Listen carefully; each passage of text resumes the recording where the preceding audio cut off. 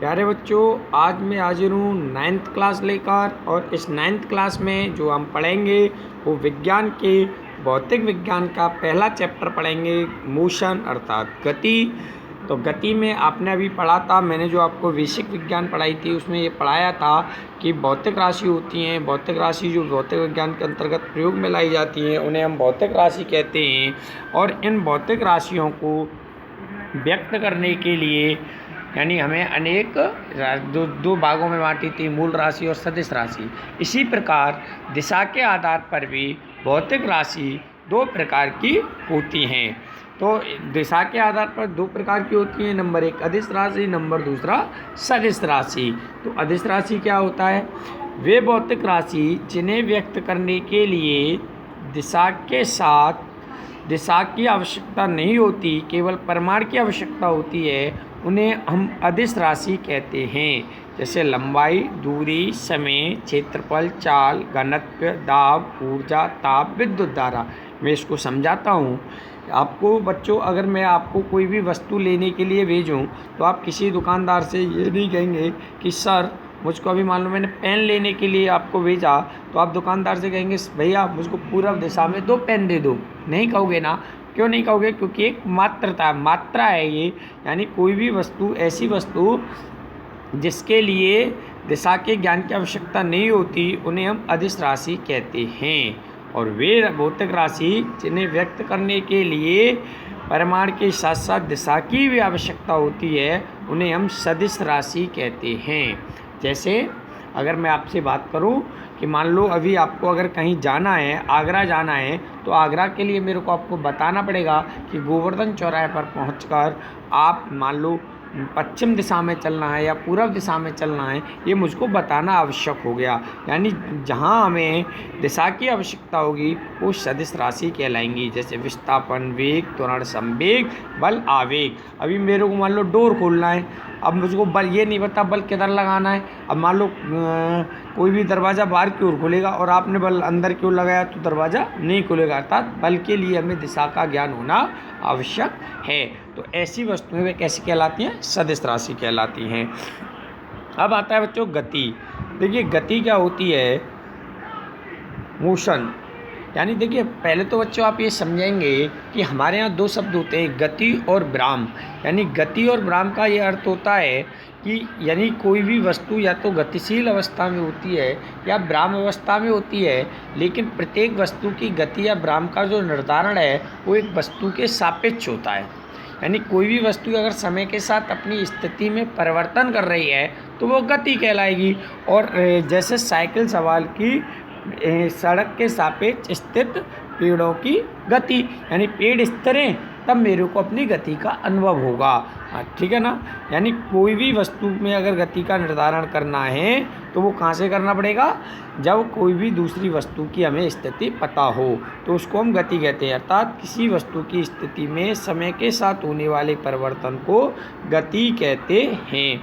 मैंने अभी बताया था 2 वस्तु होती हैं, गतिक अवस्था और विराम अवस्था। यदि कोई वस्तु समय के साथ अपनी स्थिति में परिवर्तन करती है तो उसे गतिक अवस्था कहते हैं, और जब कोई वस्तु अपनी समय के साथ स्थिति में परिवर्तन नहीं करती है तो उसे विराम अवस्था कहते हैं।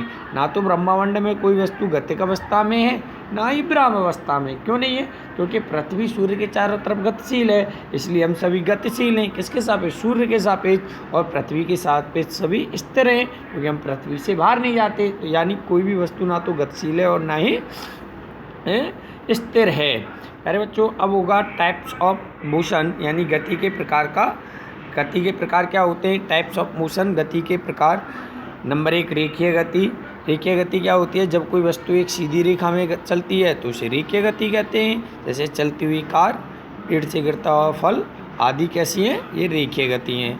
अनियमित गति, जब कोई गतिमान वस्तु अपनी दिशा में निरंतर परिवर्तन करती है तो उस वस्तु की गति को निरंतर गति कहते हैं। जैसे फूलों पर मंडराती तितलियाँ, आकाश में उड़ते पक्षी, ये सब कैसे अनियमित गति होती हैं। फिर होती है दोलनीय गति तथा कंपनिक गति। जब कोई गतिशील वस्तु एक निश्चित बिंदु को केंद्र मानकर उसके इधर उधर नीचे की ओर गति करती है उधर उधर या ऊपर नीचे गति करती है तो उसे दोलनीय अथवा कंपनिक गति कहते हैं। फिर होती है ध्रुवण गति। ध्रुवण गति क्या होती है बच्चों? घूर्णन गति, सॉरी, रोटेटिंग मोशन। घूर्णन गति क्या होती है?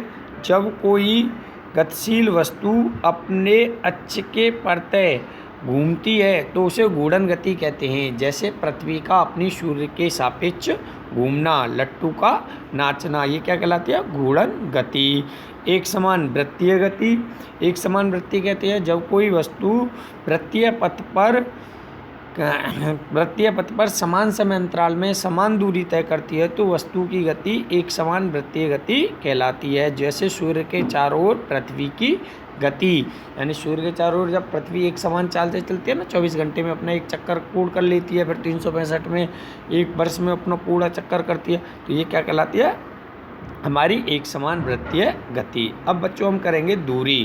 दूरी क्या होती है हमारी? डिस्टेंस, यानी जब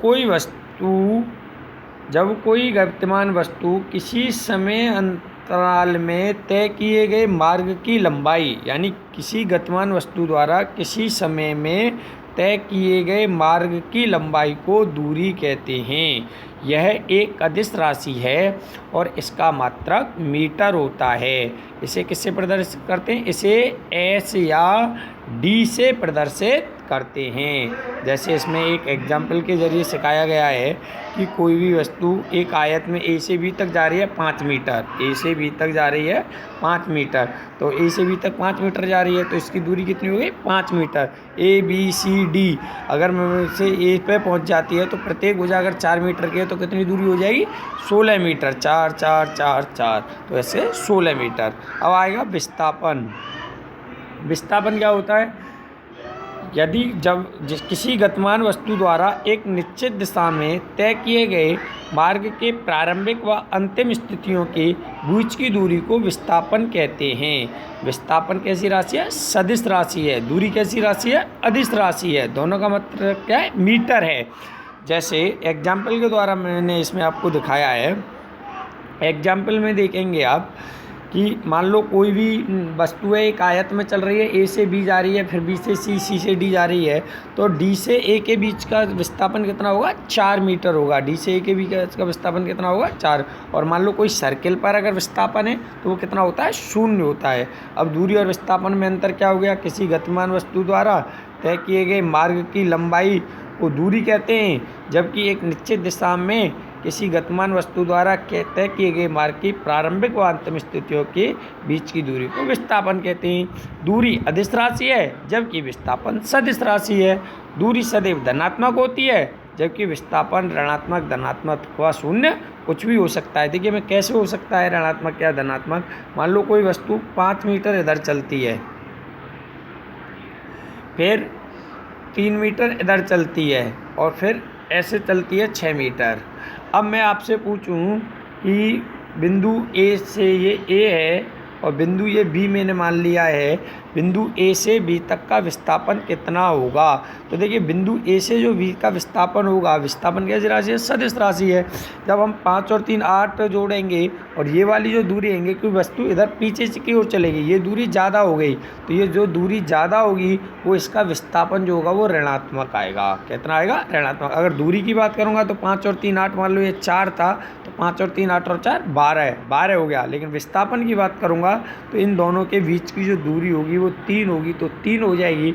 मान लो ऐसे निकालूंगा तो ये वाली भी दूरी होगी, यानी विस्थापन क्या होगा? हमेशा 0 होगा। अगर मान लो विस्थापन 0 का जो होगा ऐसे, अगर विस्थापन 0 की बात करेंगे तो ये सर्किल है, कोई वस्तु ए से चलना प्रारंभ करती है और वापस ए पर आ गई तो वो कितना हो गया? विस्थापन 0 हो गया। आप अपने घर से चलते हैं और वापस घर पे आ गए तो विस्थापन कितना हो गया?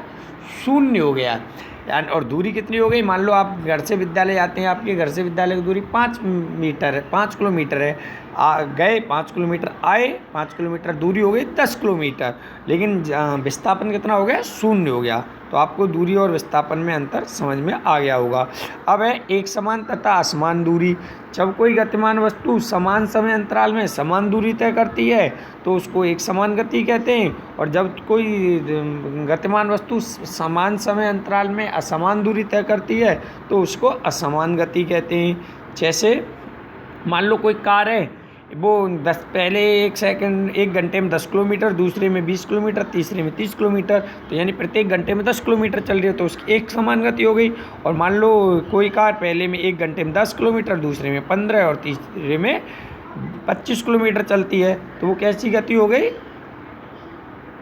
वो कैसी गति हो गई प्यारे बच्चों? असमान गति हो गई। वो कैसी गति हो गई? असमान गति हो गई। ये दोनों का ग्राफ आपको यहाँ प्रदर्शित किया गया है। यानी असमान गति का जो ग्राफ है वो टेढ़ा मेढ़ा मिलता है और समान गति का जो ग्राफ है वो एकदम सीधा मिलता है। अब आती है चाल। तो चाल क्या होती है प्यारे बच्चों? किसी गतिमान वस्तु द्वारा एकांक समय अंतराल में चली गई दूरी को वस्तु की चाल कहते हैं। इसे v से प्रदर्शित करते हैं। इसका मात्रक मीटर प्रति सेकंड होता है और यह एक अदिश राशि है। ये कैसी राशि है? अदिश राशि है। यानी जब कोई वस्तु के एक समान समय अंतराल में जितनी दूरी तय करती है तो एकांक समय में चली गई दूरी को वस्तु की चाल कहते हैं। चाल बराबर v बराबर s/t होता है। चाल के प्रकार। चाल अनेक प्रकार की होती है। एक समान चाल, जब कोई गतिमान वस्तु समान समय अंतराल में समान दूरी तय करे तो वस्तु की चाल एक समान चाल कहलाती है। और जब कोई गतिमान वस्तु समान समय अंतराल में भिन्न भिन्न दूरी तय करे तो वस्तु की चाल असमान या परिवर्तित चाल कहलाती है। औसत चाल क्या होती है? जब कोई गतिमान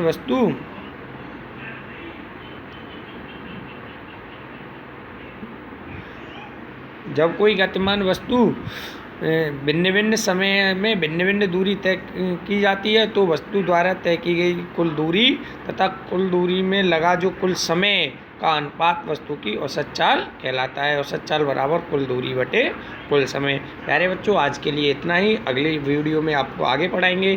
thank you all of you. अगर आपके कोई बात समझ में नहीं आए, कोई भी चीज़ समझ में नहीं आती तो आप मेरे व्हाट्सएप पर आप मुझसे संपर्क कर सकते हैं। Thank you all of you.